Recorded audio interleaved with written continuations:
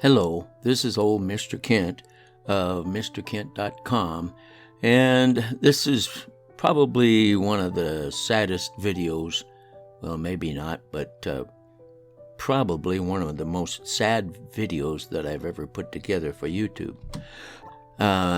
So we'll go over here and take a look at what I'm talking about.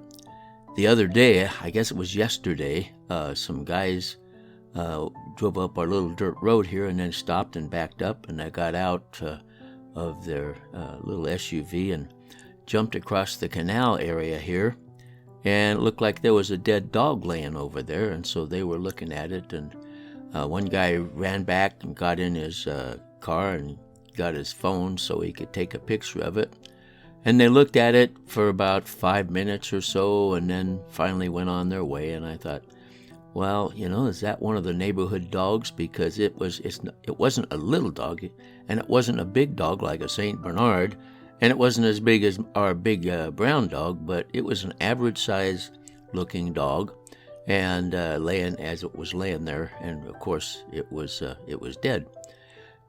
So I thought, well, I'm going to go see if it's one of the neighbors' dogs that I recognize, because they walk by with their dogs all the time here. So we're going to take a look at that. And then also I've got a story to tell you. So I'll be doing that as soon as we figure out what we've got to look at here. So there it is, laying there right next to the shadow of that tree. And so as I came up to it with my drone and realized what it was, my heart was broken. We've had this bald eagle sitting in the top of the tree that's making the shadow for a long time. I've seen him for months. I don't know how long he's been around here, but as you can see, he's huge. He's a big eagle, and I don't know why he died. Hopefully he died of old age, because when we look at his claws, you'll see that they're pretty wrinkled, and he was big. And of course, after so many years, because I'm not sure that's how he landed. Somebody might have moved his wings around to make him lay like that. But anyway, he has landed, and an American symbol. By the way, we had some kids walking around here with pellet guns. It's been a few weeks back now. And they were walking up and down the road here looking for something to shoot at. Hopefully they didn't find it, do it, because it's a $5,000 fine to the federal government if you are caught killing an eagle. So I hope it wasn't them, and I hope this old guy just died of old age, because he's large. And of course, long time ago, I came to appreciate animal or birds that fly. When you learn to fly and you get involved in flying, then you kind of enjoy watching. We've got some big hawks around here. If you look at his claws there, they look pretty wrinkled, and so it may be that he's just outlived his years. But anyway, we've got some big hawks around here, and it's fun to watch them. They get into a thermal and they soar around, and of course that's a fun thing to do if you're flying also. So anyway, it's a sad thing, and it's an American symbol, and I hate to see it laying there on the ground, but that's private property and I can't get over to it, so we'll just have to leave him there. And I just hope that he died of old age, because he must have lived a long, happy life. So let's go ahead and continue on with the flight, because I want to show you some other things here. And I'll start a story about why I wear trifocals. Years ago, I discovered that if I wore reading glasses, I could see the lines in the palm of my hand. Up to that point, I didn't know that I could have used reading glasses. So got some reading glasses, and man, it made a big difference, especially when I was reading. So I wore reading glasses for several years. Now you see all this stuff piled along there. It looks like the dirt is wet all the way back up the line there.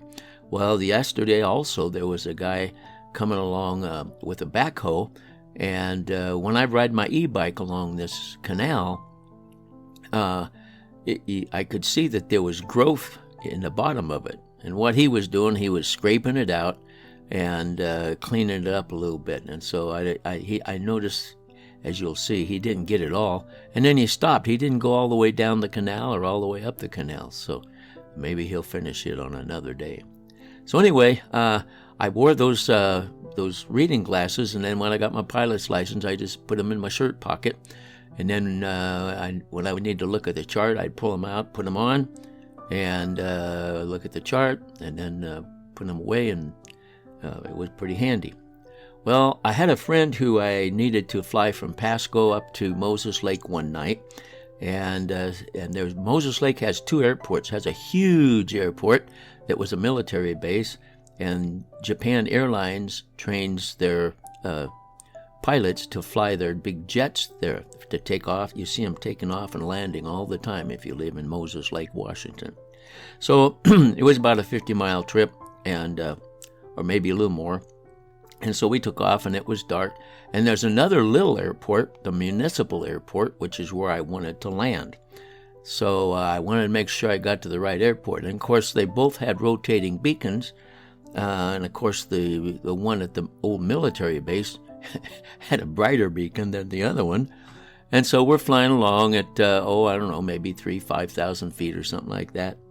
And I can see out there, and I can see that there's a plane that's doing touch and goes. And so I thought, well, there's a plane doing touch and goes at the airport where we're headed. So I'll just head that direction. And as we got closer and closer, I noticed that as the plane turned, that there was a lot of windows along the side of the plane with lights shining out. I mean, a lot of windows. That was a commercial jetliner that I was looking at. So I thought, no, I'm headed to the wrong airport. And I couldn't figure out flying along at night. I remember it's dark, flying along at night where the other airport was. So I reached into my shirt pocket and I grabbed my reading glasses. And as I pulled them out of my pocket, they fell out of my hand and landed on the floor. And of course, didn't have any lights in the cab. So I'm feeling around in the floor, and of course, then I knock them down into the little slots where the pedals come out, and I'm fishing around down there looking for my glasses. I finally got them, and got them out, and then put them on, and I had enough flight that I could look at the chart, and then I realized I needed to turn right about 20 degrees before I was going to get run into by a jetliner. So I made my right turn and went forward and kept moving forward towards Moses Lake. And there it was, a little dim rotating beacon at the municipal airport. And so I could see it. And so then we descended into there, and everything turned out to be okay. But it's no fun when you're headed towards a jetliner at about the same altitude, and you realize that you're headed towards the wrong airport.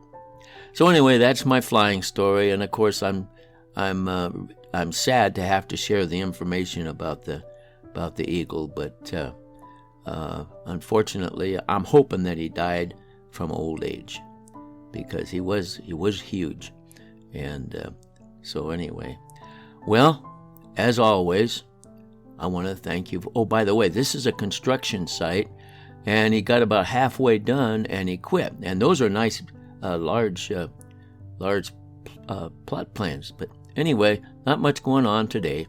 So I want to thank you for watching my videos, and God bless.